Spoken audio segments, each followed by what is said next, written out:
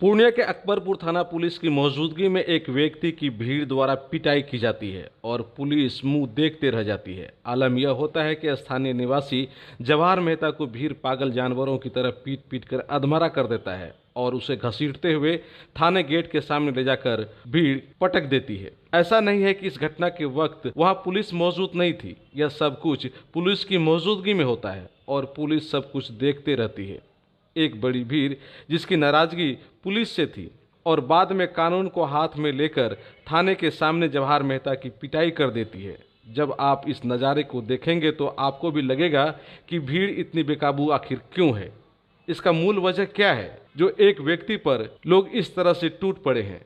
मार खाने वाले शख्स जवाहर मेहता का पूर्णिया के एक निजी अस्पताल में उपचार किया जा रहा है। जवाहर मेहता ने जो कुछ इस दरमियान बताया और जो कुछ उस वक्त के नज़ारे में दिख रहा है वो काफ़ी हैरत करने वाला है। जवाहर मेहता के मुताबिक कुछ स्थानीय लोग जो उनसे खपा थे, उन्होंने दलितों गरीबों को झांसे में लेकर उसे भड़का दिया और उसे कहा गया कि कुछ दिन पूर्व किशोर पोद्दार जिसका विवाद उसके साथ हुआ था, उपचार के दरमियान उसकी मौत हो गई और लोगों के दिमाग में यह बातें डाल दी गई कि किशोर पोद्दार की मौत के लिए जवाहर मेहता ही जिम्मेदार है। इसके बाद बड़ी भीड़ स्थानीय थाना जवाहर मेहता की गिरफ्तारी की मांग करने के लिए पहुंच जाती है और पुलिस के द्वारा तत्काल कोई कार्रवाई नहीं किए जाने से खपा भीड़ जवाहर मेहता को घर से घसीट कर थाने के समीप लाती है और उसकी थाने के समीप ही जबरदस्त पिटाई की जाती है। बाद में बड़ी संख्या में पुलिस बल को बुलाकर स्थिति को नियंत्रित की जाती है। प्राथमिकी दर्ज किया जाता है, किंतु अभी तक इस मामले में कोई ठोस कार्रवाई नहीं होने से जवाहर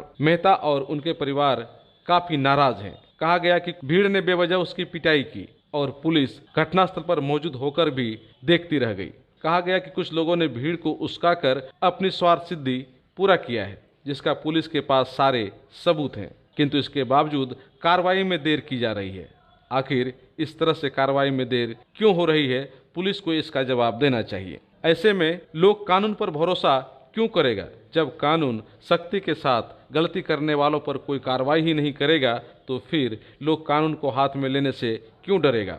जवाहर मेहता इस बड़ी घटना के लिए सीधे तौर पर स्थानीय पुलिस प्रशासन को जिम्मेदार मान रहे हैं। वहीं वरीय अधिकारियों से अपील किया है कि इस घटना की निष्पक्ष जांच होनी चाहिए और जो लोग भी पर्दे के पीछे से भीड़ को उस्काया है उस पर भी बड़ी कार्रवाई होनी चाहिए। बहुत कुछ होने था।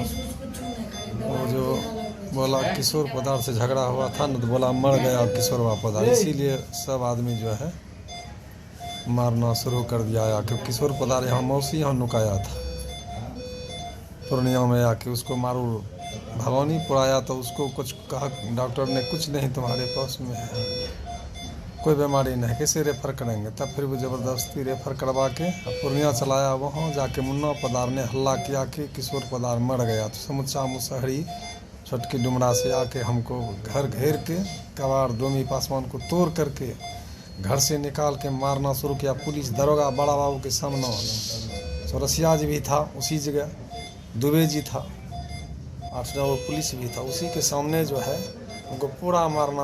अरुण सिंह ने मुंगरा देते रहा और दबिया गड़ा सा भाला देते रहा, हमको तीनों बापूत के मार के परेशान कर दिया और मार दिया। अगर पुलिस खींच के नहीं ले जाते तो हमको उसी रोडे पे मार देता पुलिस के सामने।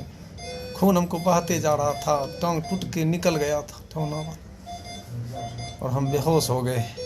तब फिर भी डोंग देते रहे, पुलिस बचा भी नहीं रहा था। पुलिस उधर हमको जैसे छोड़ता था, पुलिस उधर हटता था, जनता देना शुरू करता था। कुछ नहीं किया। बड़ा बाबू को पहले कहने के लिए गए थे तो कल भागो रे माँ, तुमको गिदर बना के खाएगा। बड़ा बाबू उसी का पक्ष ले लिया, कहा कि हमारा बेटा को पहले मारा था बड़ा में करके। उस जगह का आदमी एंटी था, हमारा उस जगह का आदमी एंटी था, इसीलिए जो है ना बड़ा बाबू बोलता था उस बगल का आदमी सब तुम्हारे ही विरोध बोलते नहीं, हमारा बेटा को मार दिया था बोड़ा में करके। और किशोर पोद्दार ने कहा, मुन्ना पोद्दार ने कहा कि तुम्हारा बेटा को हम ही बोड़ा में करके सी के नर्थवा पुला में बेगे हैं, तुमको भी बोड़ा में करके मारेंगे। तो ये किशोर मंडल के समर्थन में वो दूसरे गांव से लोग आकर के, हाँ किशोर पोद्दार है उसी गाँव का, हाँ उसी गाँव का था, छोटकी डुमरा का है। वो छोटकी डुमरा का आके के बसा है हमारे घर के बगल में। तो क्या लगता है उन लोगों को भड़काने में कोई लोग है क्या? हाँ उस जगह का आदमी जो है पीरवत मेहता, उस जगह चाल चल रहा है। हमको समूचा वही खेल करवा रहा है। जिगर मेहता है ना, प्रियव्रत मेहता, उसके बाद अनिल मेहता, वो चौक पे चाल, इंदल मेहता, ये सब जो है बेचन मेहता, ये सब चाल चला। उसके बाद बेचन ऋषिदेव का बेटा आके नारा लगाया, जो मारपीट किया पूरा। हमारा जो 20-25 बोझा था जलावन गाछ को छटा हुआ, वो भी आकर के यहाँ जो है सब जला दिया चौक पर। और कहा कि इसको जला दो, हमको फेंकता था आगे में टोंगे उठा करके। हमको बेटा बेहोश था मनीष, हम तो कुछ होश में थे तो मारे डंग से पत्थर दिया। अभी तक हम होश में नहीं है उतना। पुलिस के सामने मारा और पुलिस आपको बचा नहीं पाई? नहीं, 3 दो बड़ा बाबू था, उसके बाद जमदार था, वो दुबे जी था, उसके चौरसिया जी था, उसके बाद सब पुलिस भी था। राइफल लेके खाली खड़ा था। हमको के राइफल दो न, तब एक अगर फायरिंग करता तो सब भाग जाता, लेकिन ये पुलिस देखता था, कुछ नहीं कर सका पुलिस ने। पुलिस बड़ा बाबू कहता था मारो मारो उस साल को। बड़ा बाबू बड़ा बाबू बोला मारो? हाँ, आप ही बड़ा के बाबू बारे में? पैसा मांगता था हमसे कि 10-20 हज़ार टका लाओ तब तुम्हारे पक्ष में बोलेंगे। हम पैसा के कहाँ से देंगे? अभी पैसा मकई उपजा है, पैसा देंगे। पूरा बड़ा वो मेरा खिलाफ इसीलिए कर रहा था। 20,000 टका मांगा। पहले दिन गए एप्लीकेशन देने के लिए, कैसे लान कुछ तब तुम्हारा पक्ष बोलेंगे। पैसा नहीं कौड़ी यहाँ आता है दौड़ के। हम कहे सर अभी पैसा नहीं है, मकई काटेंगे दे देंगे। तो मकई काटेगा कब? अभी पैसा लाओ।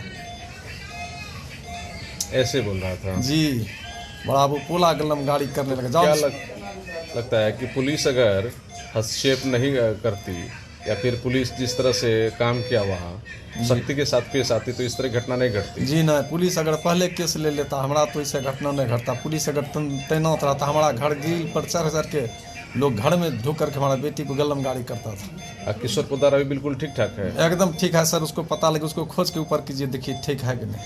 किशोर पोद्दार यहाँ मौसी है उसका, पूर्णिया में यहाँ बैठा हुआ है। हम देखे उस जिस दिन हॉस्पिटल में आए उस दिन हमको हमारे परिवार साला ने सब ने देखा, सागर मेहता ने देखा कि किशोर अजय तीनों भाई बैठा था एक जगह। अच्छा, सिर्फ आप ही को मारा है या आपके परिवार के और लोगों को मारा? हमारा बेटा को मनीष को मार के घोलटा दिया था। दिलखुश कुमार को कपाड़ भांग दिया, मनीष को कपाड़ भांग दिया, तीनों का गिरा दिया था। मनीष को वहाँ से टंग के पुलिस ही लाया, दिलखुश को पुलिस टंग के लाया भीतर। अगर भीतर नहीं लाते न तो उसी जगह जान मार देता है। अभी तक किसी को पकड़ा है उधर से कि नहीं? कुछ नहीं, कोई कानून कार्रवाई नहीं कर रहा है पुलिस ने, कुछ नहीं कर रहा है। कुछ नहीं कर रहा है, एक भी कानून कार्रवाई नहीं कर रहा। सोई कौन करेगा? तो वो लोग कह रहा है कि जो जवाहर मेहता है काफी उसी लिए सामाजिक लोग है।